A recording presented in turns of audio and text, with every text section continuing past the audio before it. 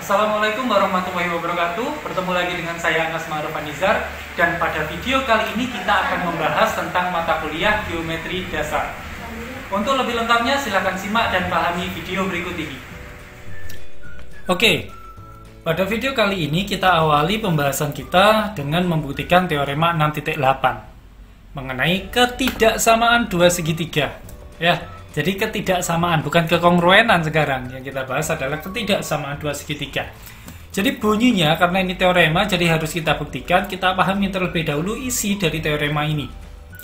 Isi dari teorema ini bicara seperti ini. Jika dua sisi pada dua segitiga berturut-turut kongruen, maksudnya ini ya, sisi pertama kongruen, sisi kedua itu juga kongruen. Artinya kongruen itu kan panjangnya sama. Begitu ya. Jadi ketika dua pasang sisi pada dua segitiga berturut-turut kongruen, dengan sudut apit segitiga pertama, sudut apit berarti ini ya, karena kita membahas tentang dua sisi itu, sisi ini dan sisi ini. Berarti sudut apitnya yang ini. Sudut apit segitiga pertama lebih besar. Oh, berarti sudut yang ini lebih besar dari sudut yang kedua. Berarti sudut yang ini, sudut apit yang kedua.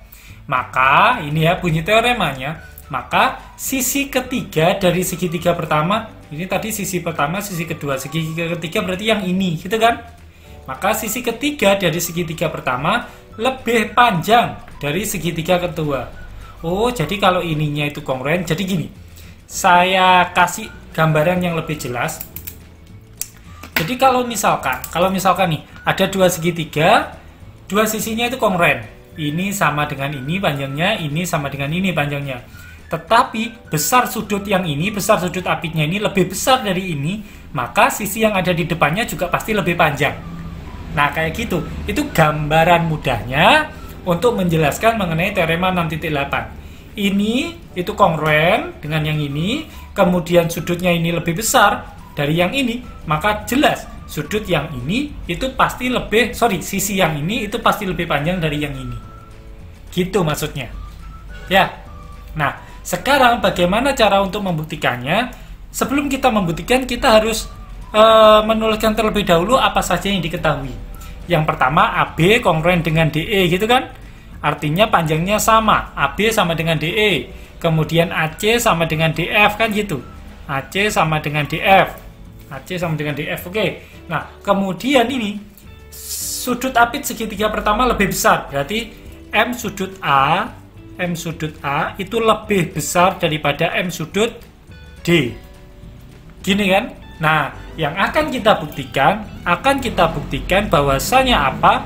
BC itu lebih dari EF. Nah, ini yang akan kita buktikan nih. Gitu. Kalau sudah seperti itu, mari kita sama-sama membuktikannya. Pertama, begini. Buat terlebih dahulu, saya mulai sini. Buat sinar aki, ya, sinar aki sehingga sudut EDF ya, EDF itu yang ini, sudut D itu kongruen dengan sudut QAF. Nah, yang ini ya QAC, maaf, QAC. Soalnya QAC gini, ini C ya, sekali lagi ini C. Maksudnya gimana sih? Langkah pertama itu gini. Ini kita ukur dulu berapa? Misalnya X derajat gitu ya. Nah, kita akan buat sinar seret kayak gini, sehingga sinarnya itu kalau ditarik sudut antara sinar itu dengan garis AC, maka akan membentuk sudut yang sama dengan ini tadi, yaitu X derajat. Kayak gitu. Misalkan. Oke, bentar, seret kayak gini. Nah, yang ininya itu sama dengan ini, gitu loh. Nah, ini tak anggap titik atau sinar aki. Nah, ini buat aki itu buat yang ini. Buat aki sehingga sudut EDF ya, sudut EDF kongruen dengan QAC gitu loh. Jadi ini sama dengan ini. Loh, bisa tak Pak? Bisa dengan cara konstruksi sudut. Jadi mengukur sudut EDF terlebih dahulu, kemudian kita menentukan mana garis akinya yang sesuai dengan panjang besar, maksud saya besar sudut EDF, konstruksi sudut. Nah, kalau sudah seperti ini, kita sudah punya ya. Nah, sekarang kita pilih titik K. K besar itu kan artinya titik. Pilih titik K pada sinar aki, ya. Jadi di sini kan kita sudah punya sinar aki nih. Ya, kita sudah punya sinar aki. Jadi kita harus memilih titik K. Entah itu di sini, di sini, di sini, di sini, di sini, di sini, di sini, atau di sini, atau di sini gitu ya. Jadi kita pilih titik K sehingga AK itu sama dengan ED. Nah, kayak gini. AK sama dengan ED. Bisa Pak, bisa penempatan titik. Kan gitu. Ukur dulu ini berapa senti, berapa meter, kemudian baru kita mengukur mulai titik A sesuai dari panjang ED itu tadi. Gitu ya. Jadi ini kita menggunakan penempatan titik. Misalnya nih ya, misalkan K-nya itu ternyata di sini setelah diukur. K-nya itu di sini ya. K-nya itu di situ. Nah, di sini kan AK itu kan sama dengan ED. Ya, sama dengan ED. Kalau ini saya tarik garis kayak gini, ini saya tarik garis, saya hubungkan dengan C, maka AK ini saya kasih tanda 3 kali akan sama dengan ED. Oh, ED ternyata sudah ada garis ya, ada tanda 1 ya. Maka di sini tak ganti tandanya, tak ganti tanda 1 gini aja ya. Nah, ED sama dengan AK atau DE sama dengan AK maksudnya, ya. Karena ini kongruent, ini kongruent, ini kongruent, ya. Berarti apa? Berarti segitiga, saya tulis di sini, segitiga AKC itu kongruent dengan segitiga DEF, ya. AKC kongruent dengan DEF. Alasannya apa? Sisi, sudut, sisi. Easy ya. Sisi, sudut, sisi. Nah, artinya segitiga AKC dengan DEF itu kongruent. Akibatnya apa ketika dia kongruent? Ketika dia kongruent, maka akibat yang pertama adalah CK itu sama dengan EF kan gitu. CK sama dengan EF kan, kalau dua segitiga itu kongruent, maka sudut-sudut ataupun sisi-sisi yang bersesuaian itu juga kongruent gitu. Jadi ini dari definisi segitiga kongruent. Kalau dua segitiga itu dikatakan kongruent, maka sisi-sisi dan juga sudut-sudut yang bersesuaian juga kongruent. Itu akibatnya ya. Nah, kalau gitu saya kasih tanda nih. Nah, kayak gini. Oke. Sudah ya? Nah, kalau sudah, sekarang kita lihat. Tadi kan gini. Tadi kan diketahui di soal AB itu panjangnya sama dengan DE atau kongruent dengan DE gitu kan ya. Kemudian DE kongruent dengan AK yang ini. AK sama dengan ED. Maka kan pasti AB itu sama dengan AK. AB sama dengan AK. Ya, ini kongruent dengan ini kongruent dengan ini. Oh, pasti AB kongruent dengan AK. Kayak gitu, menggunakan sifat transitif. Nah, kayak gini. Ya, AB kongruent dengan AK atau AB, panjangnya AB sama dengan AK. Kalau mau dikasih tanda kongruent, kasih segmen di atasnya. Gitu ya, sama saja. Nah, selanjutnya gimana, Pak? Selanjutnya kita buat garis bagi. Garis bagi, nah kayak gini, sudut BAK. Yang ini, BAK ini kita buat garis bagi. BAK ini kita buat garis bagi. Ya, nah garis baginya, dan kita kasih perpotongannya dengan sisi BC, kita kasih nama M gitu ya. Dan perpotongannya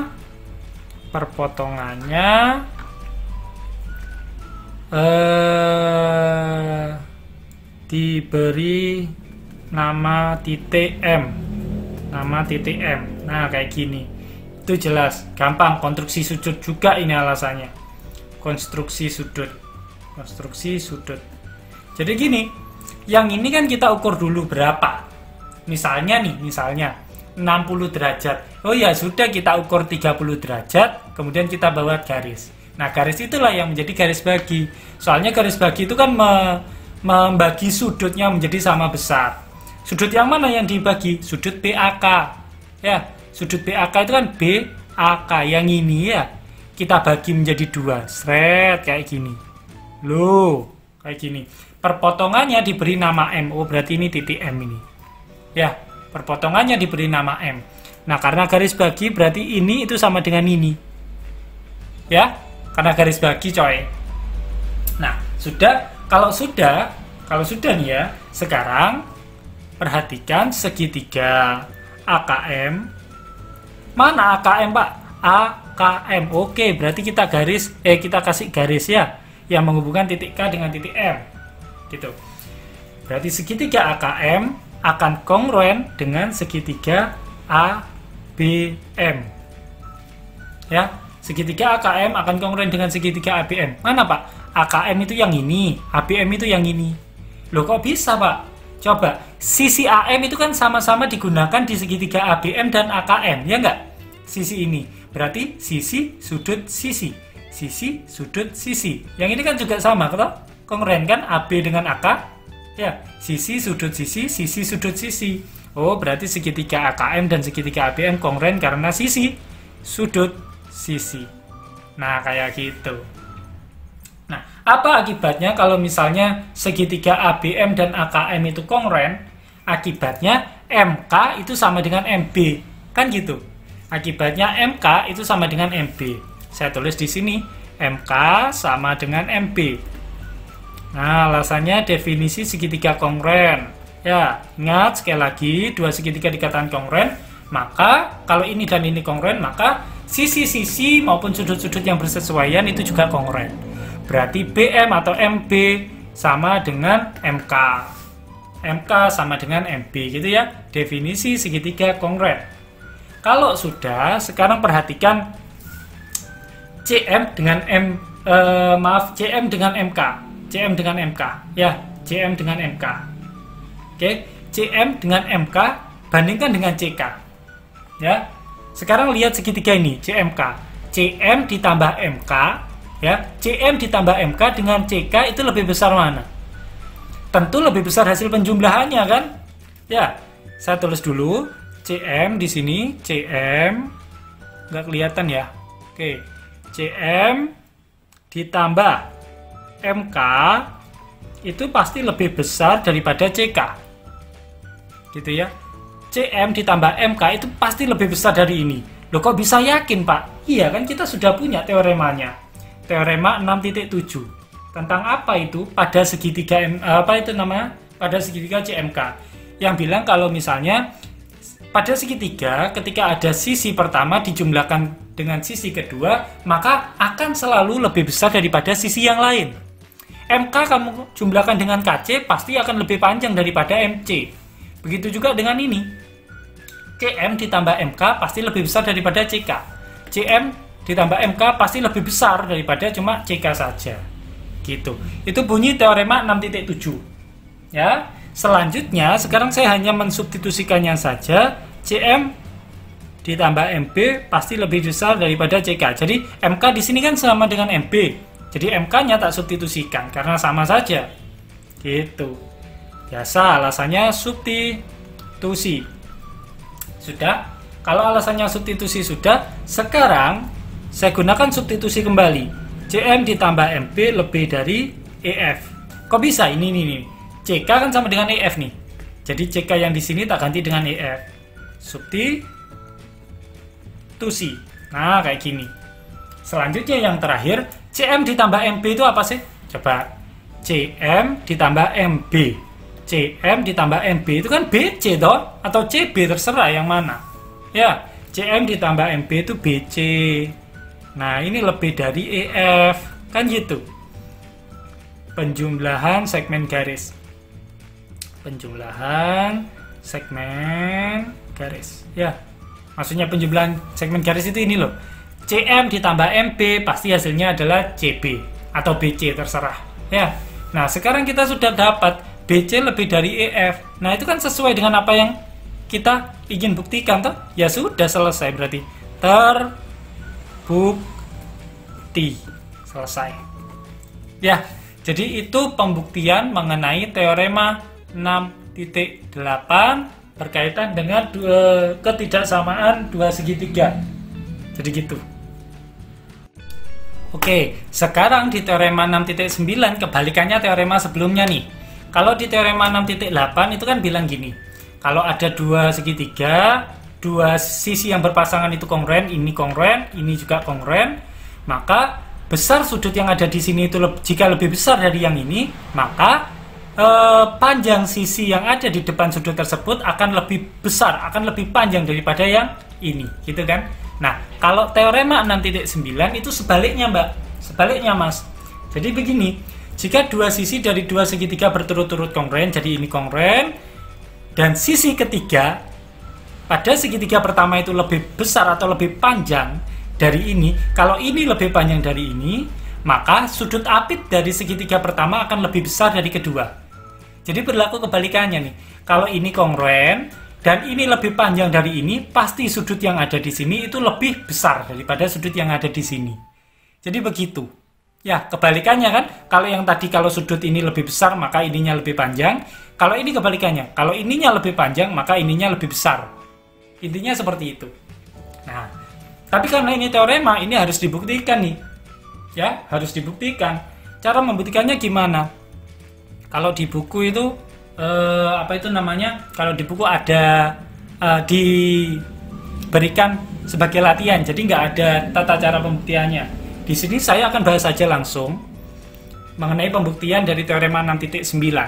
Di teorema 6.9 ini, pertama kita jabarkan terlebih dahulu apa yang diketahui. Yang pertama AB kongruen dengan DE gitu kan. Terserah kalian langsung mau menuliskan AB sama dengan DE boleh. Kalau mau menggunakan tanda kongruen berarti segmen garis. Gitu ya.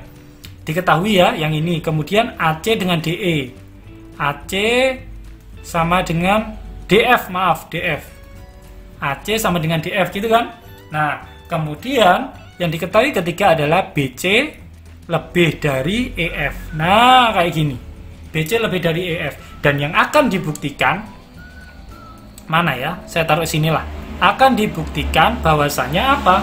Bahwasanya besar sudut A itu lebih dari besar sudut D. Nah, ini yang akan kita buktikan nih, kebalikannya yang tadi. Mari kita buktikan sama-sama. Nah, buktinya bagaimana? Kita menggunakan pengandaian. Andai besar sudut A itu tidak lebih dari besar sudut D. Nah, ini pengandaian ya. Pengandaian, berarti kita pakai kontradiksi. Pengandaian itu berangkat dari apa yang akan kita buktikan dinegasikan. Tidak lebih dari, artinya apa? Dia bisa sama dengan, berarti M sudut A sama dengan M sudut D, kayak gini. Bisa juga M sudut A itu kurang dari M, kurang dari kayak gini. Kurang dari M sudut D. Jadi bisa saja yang pertama, bisa saja yang kedua. Karena kita menggunakan pengandaian, kita akan buktikan bahwa kedua kemungkinan ini adalah salah. Jadi yang ini salah, kalau yang ini salah berarti yang ini benar, gitu loh. Kita buktikan yang pertama.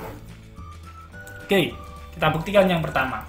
Yang pertama yang akan kita buktikan kan andai ini M sudut A itu sama dengan M sudut D. Gini kan? Nah, apa artinya kalau M sudut A sama dengan M sudut D? Kalau M sudut A itu sama dengan M sudut D, kalau ini sama dengan ini, maka kan bisa menggunakan teorema sisi sudut sisi, sisi sudut sisi. Sehingga segitiga ABC kongruen dengan segitiga DEF, kan gitu. Menggunakan sisi sudut sisi. Kan gini. Akibatnya apa kalau kedua segitiga ini kongruen? Akibatnya BC kongruen atau sama dengan EF. Kan gitu. Kalau dua segitiga itu kongruen, maka sisi-sisi maupun sudut-sudut yang bersesuaian juga pasti kongruen, gitu kan?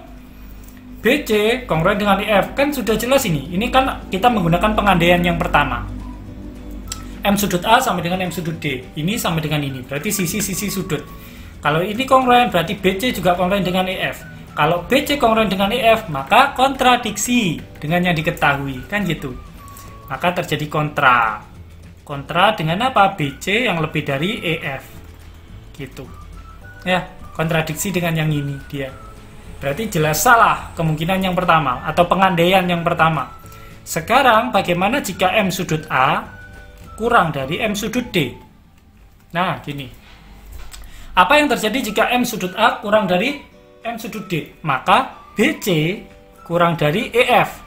Langsung menggunakan teorema sebelumnya nih, malah gampang. Teorema 6.8. Katanya teorema 6.8 kalau ininya itu sudah kongruen, maka sudut yang paling besar, sisinya itu paling besar. Loh, ini katanya sudutnya yang paling besar adalah sudut D. Berarti EF-nya yang paling besar.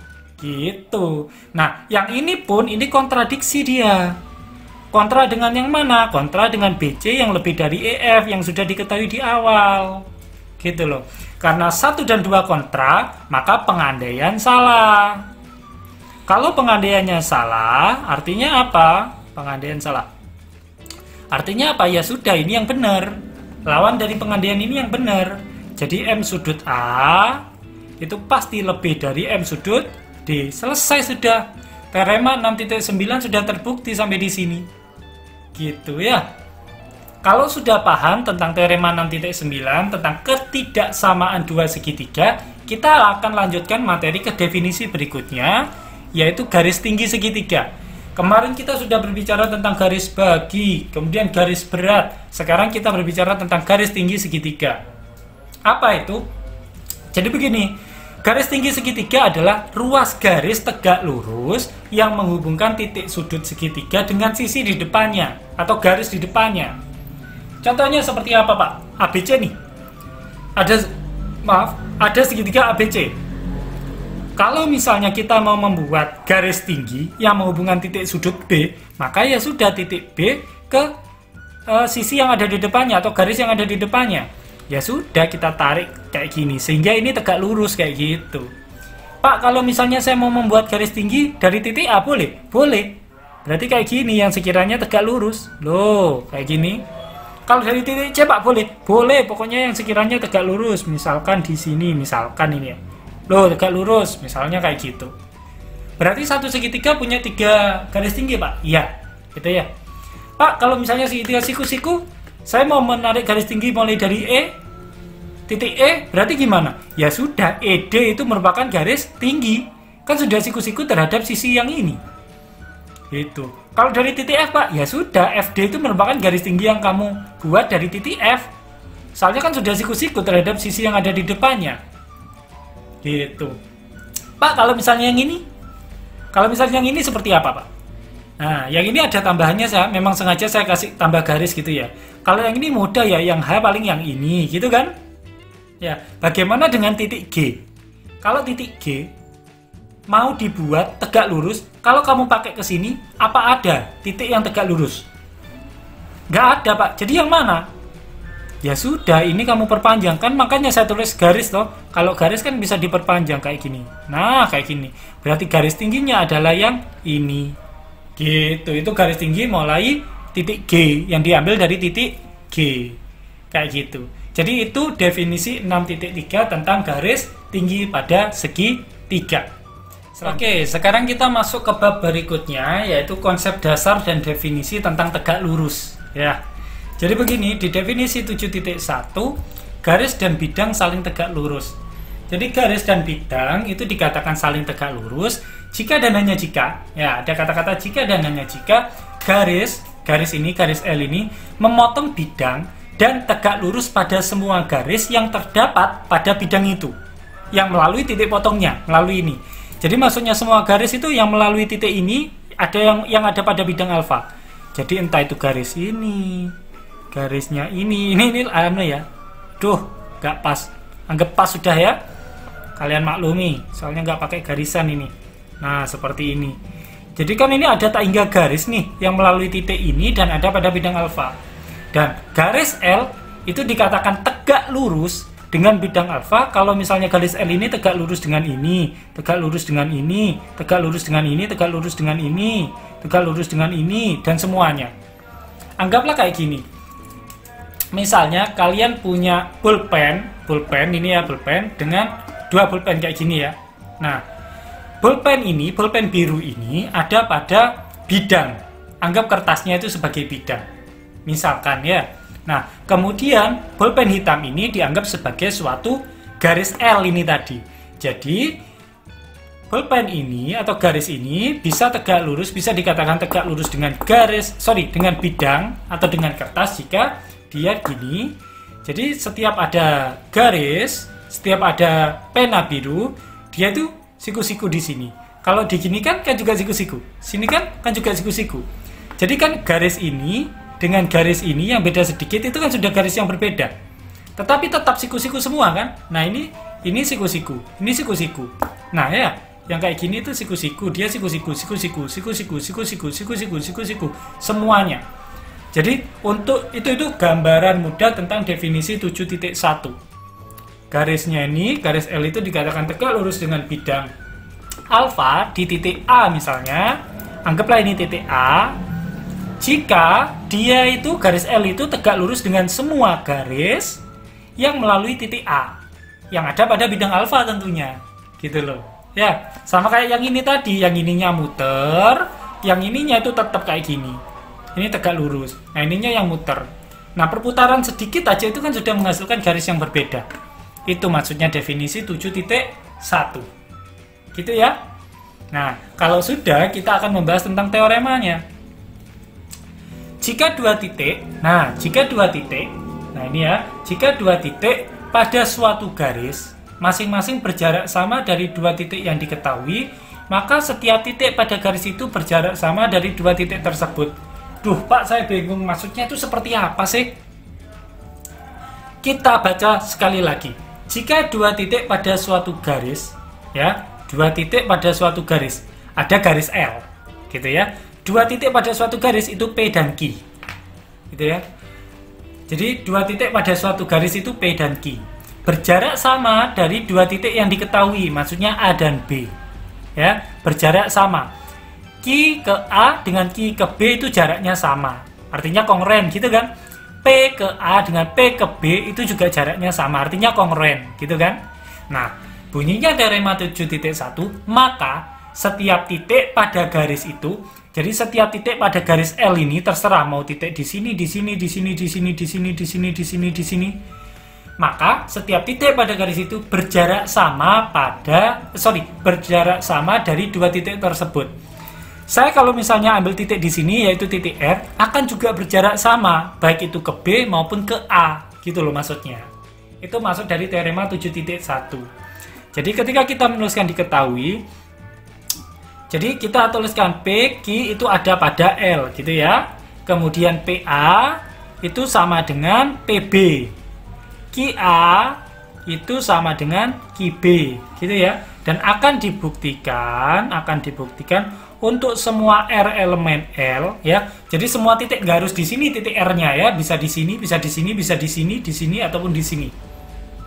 Jadi untuk semua titik R yang ada pada garis L, gitu ya, maka RA itu sama dengan RB. Ini yang akan kita buktikan. Oke, kalau sudah, mari kita buktikan sama-sama. Buktinya cukup simpel sekali. Pertama, perhatikan segitiga APQ dengan BPQ. Sekali lagi, APQ dengan BPQ. Apa akibatnya? Segitiga APQ dengan segitiga BPQ itu pasti kongruen. Kok bisa? Lo lihat, sisi kan? Sisi. Ya enggak? Kita punya teorema sisi-sisi itu. Ya sudah, pasti kongruen dia. Kalau kongruen berarti ini kongruen dengan ini sendiri, DQ kongruen dengan DQ ya. Nah, selanjutnya apa akibatnya? Kalau kedua segitiga ini kongruen, maka sudut APQ akan juga kongruen dengan sudut BPQ, kan gitu. Sesuai dengan definisi segitiga kongruen. Kalau kongruen, dua segitiga itu kongruen, maka sisi-sisi maupun sudut-sudut yang bersesuaian itu juga kongruen. Maka yang ini itu juga harus kongruen dengan yang ini, kan gitu. Sudut APQ itu yang atas akan kongruen dengan sudut BPQ yang bawah, gitu. Nah, kalau yang ini sudah kongruen dengan ini, maka akibatnya apa? Segitiga APR yang ini, yang panjang ini akan kongruen dengan segitiga BPR yang ini, yang panjang ini. Loh, kok bisa Pak menggunakan apa ini? Sisi, sudut, dan sisi PR. Sisi, sudut, dan sisi PR. Gitu kan? Ya sudah, berarti menggunakan sisi, sudut, sisi. Kayak gitu. Ya, sisi, berarti di sini kita sudah punya segitiga APR itu akan kongruen dengan segitiga BPR. Jadi kayak gitu. Apa akibatnya kalau dua segitiga ini kongruen? Akibatnya adalah AR atau RA sama saja akan sama dengan BR. Ya, itu menggunakan definisi segitiga kongruen. Nah, kayak gini. Sudah terbukti kan? AR dengan RA kan sama saja. BR dengan RB kan sama saja kalau kita berbicara panjang. Ya enggak? Sama ya. Jadi ya sudah selesai, kita sudah bisa membuktikan pembuktian teorema 7.1. Oke, mungkin itu dulu untuk video pertemuan kali ini. Silahkan catat apa-apa yang perlu kalian tanyakan, kemudian kita diskusikan pada saat waktu diskusi berlangsung. Itu dulu dari saya, kurang lebihnya mohon maaf. Saya Edi, wassalamualaikum warahmatullahi wabarakatuh.